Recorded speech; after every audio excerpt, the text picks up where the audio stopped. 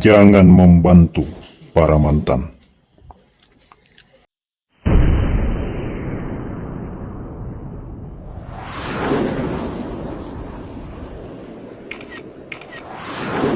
Sahabat Heri Lanas TV, para pembesar dan pengikut Islam Jamaah terus berinovasi menciptakan berbagai bentuk tudingan-tudingan miring yang dilontarkan kepada para mantan pengikutnya yang keluar dari kelompok sempalan yang berada di bawah binaan Lembaga Dakwah Islam Indonesia LDII itu.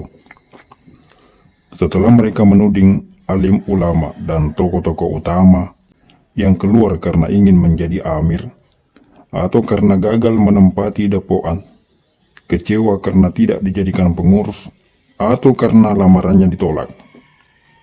Sekarang muncul lagi tudingan bahwa mereka-mereka yang keluar dari jamaah itu karena diiming-imingi imbalan uang ratusan juta rupiah. Yang aneh lagi, ada juga jamaah-jamaah itu yang masih fitnah itu, Masya Allah. Ada yang mengatakan saya itu keluar dari dinonaktifkan itu, iming-imingnya dikasih 150 juta, macam-macam. Setelah dinonaktifkan itu ya saya sibuk dengan aktivitas, karena sudah tidak mengajar lagi di pondok pesantren, maka aktivitas saya berusaha untuk mencari ma'isyah. Apapun saya lakukan, pokoknya waktu itu yang saya pikirkan adalah saya punya anak dan istri. Anak istri saya ini butuh makan, ya butuh penghidupan yang layak.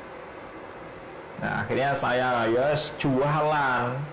Saya pertama itu jualan buah anggur keliling, saya jualan sayur keliling, dan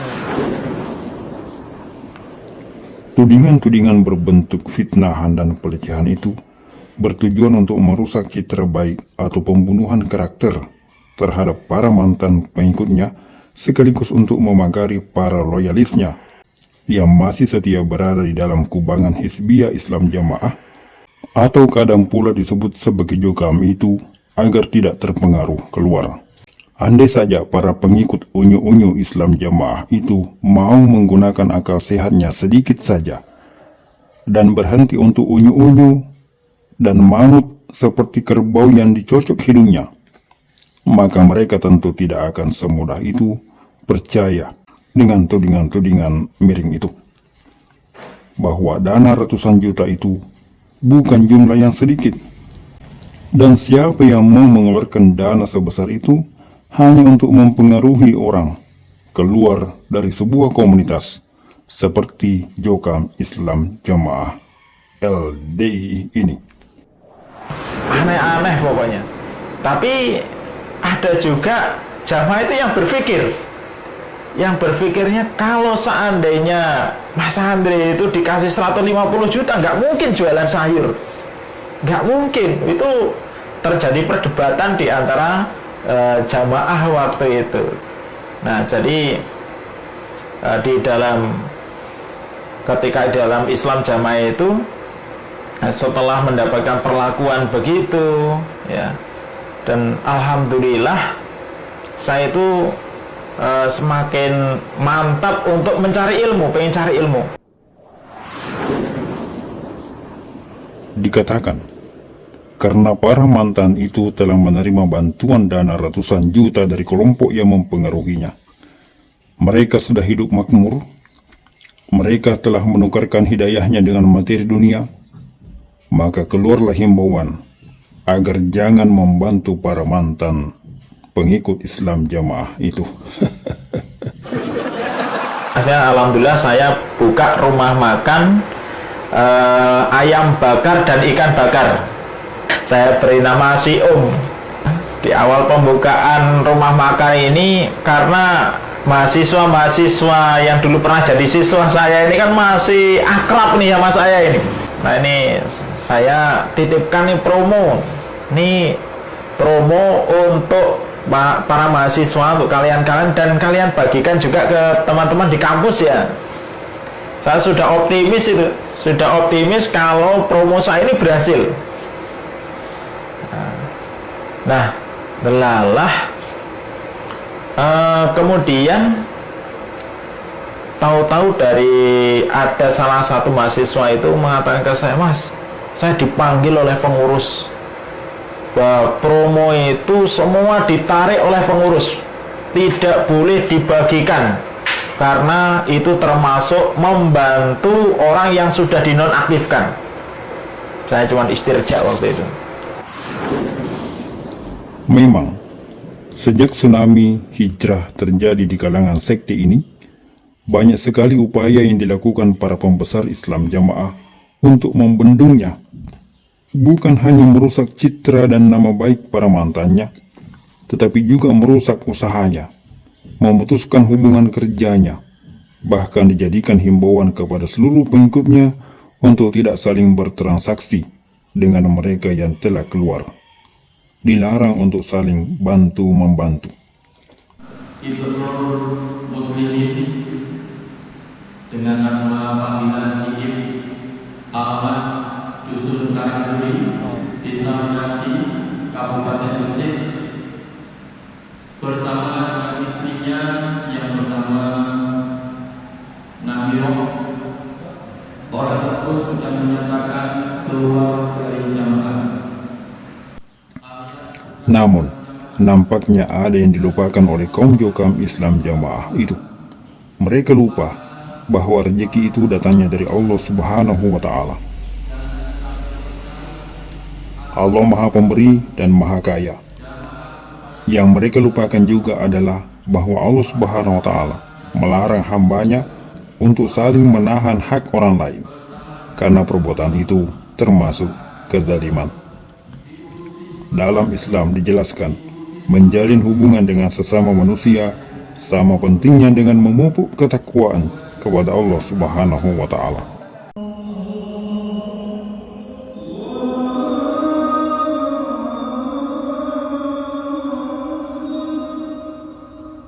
Umat Islam diperintahkan untuk memenuhi hak sesama, saling berbuat baik, serta menjamin keselamatan dan keamanan di antara umat manusia. Islam melarang hambanya untuk menahan hak orang lain, sebagaimana diriwayatkan oleh Al-Mughirah bin Syu'bah bahwa Rasulullah SAW bersabda, sesungguhnya Allah mengharamkan atas kamu sekalian mendurhakai ibu, mengubur anak-anak perempuan dalam keadaan hidup, perilaku menahan dan meminta-minta. Allah juga tidak menyukai 3 perkara, yaitu banyak bicara, banyak bertanya, serta menyia-nyiakan harta. Yang dimaksud menahan dalam hadis itu adalah tidak menyegerakan pemenuhan hak orang lain. Misalnya, penundaan gaji, penyelesaian hutang, dan menahan orang untuk menuntaskan kewajibannya. Islam sangat membenci perbuatan jahat, terlebih jika perbuatan itu memang sengaja dilakukan, bahkan dijadikan sebagai ajakan kepada orang lain untuk ikut melakukan kejahatan tersebut. Dalam Sunan Abu Dawud nomor 3628, di An-Nasai nomor 4689, dan Ibnu Majah nomor hadis nomor 2427 dituliskan bahwa orang yang menahan hak orang lain halal kehormatannya dan pantas mendapatkan hukuman. Jadi sangat mengherankan bila kelompok yang mengaku paling Islam, mengaku paling memurnikan Al-Quran dan Al-Hadis, mengaku paling sesuai dengan sunnah, namun praktek pengamalannya bertentangan jauh dengan peraturan Allah dan Rasulnya. Tudingan-tudingan para pembesar Islam Jamaah sesungguhnya adalah tudingan yang dibuat-buat dan tidak beralasan. Mereka yang menyatakan diri keluar dari kelompok Islam Jamaah sesungguhnya bukan karena dipengaruhi oleh para asatis yang telah keluar lebih dahulu, bukan juga karena adanya iming-iming harta sebagaimana yang dituduhkan dan dijadikan alasan untuk tidak saling membantu. Mereka keluar karena hidayah dan taufik Islam yang merasuk dalam hati sanubari. Mereka menyadari bahwa kelompok ajaran yang mereka ikuti selama ini adalah kelompok sesat yang telah mengajarkan penyimpangan dan mempraktekkan kebatilan. Terlebih setelah mereka mencoba mengikuti kajian-kajian sunnah di luar, mereka menemukan cahaya Islam yang sebenarnya. Bahwa ternyata Islam yang benar berbeda jauh dengan Islam-Islaman yang selama ini mereka percayai, dan itu yang menyebabkan semakin banyaknya orang yang keluar dari Islam Jamaah. Mereka keluar dengan keinginan sendiri, bukan karena paksaan, bukan karena pengaruh dari pihak-pihak tertentu. Memang, untuk mengetahui kelemahan dan kesalahan, kita perlu banyak berguru, banyak belajar, terutama kepada orang-orang yang lebih memahami mengenai ajaran Islam yang sebenarnya. Apa yang dilakukan oleh para pembesar Islam Jamaah selama ini, mencegah dan melarang pengikutnya untuk berguru kepada para asatis di luar golongannya, melarang menyimak kajian-kajian, dicegah untuk menghadiri majelis ilmu dengan alasan kajian-kajian itu tidak sah, tidak mangkul, tidak murni, adalah sesungguhnya upaya untuk mencegah pengikutnya mengetahui kebenaran. Dikatakannya bahwa kelompok mereka lah yang paling Islam, ajaran mereka lah yang paling benar, praktik pengamalan mereka lah yang paling murni dan sesuai dengan Quran hadis, adalah sesungguhnya upaya untuk terus menyesatkan pengikutnya agar terus berada dalam kebodohan, agar mudah dikendalikan, mudah diremot, dan utamanya mudah dikuras, diperas, baik materi maupun tenaganya. Walaupun Anda masih tetap di Islam Jamaah, jangan henti-henti, tetap minta sama Allah. Tunjukkan pada saya jalan yang lurus itu yang mana. Kekuasaannya Allah.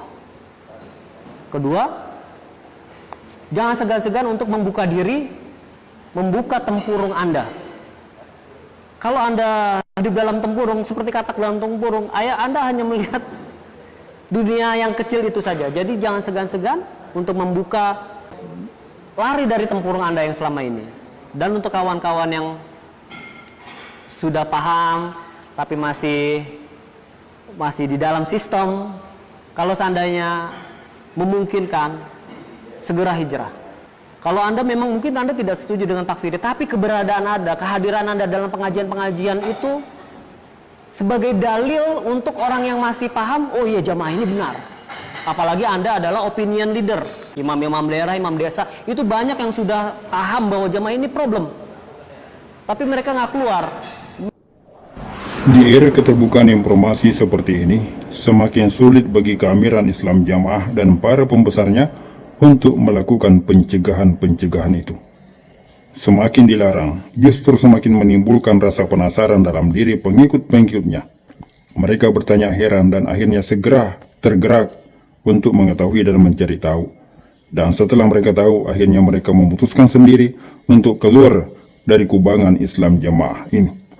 Jadi sekali lagi, tudingan bahwa pengikut Islam Jamaah keluar karena dipengaruhi oleh para asatis atau diiming-imingi imbalan berupa materi kekayaan, itu semua hanyalah tudingan tanpa bukti. Sekedar rekayasa para pembesar Islam Jamaah untuk terus mendustai dan menipu pengikut-pengikutnya sendiri. Sebuah upaya yang pada akhirnya nanti akan gagal kepratal. Sekian celotehan.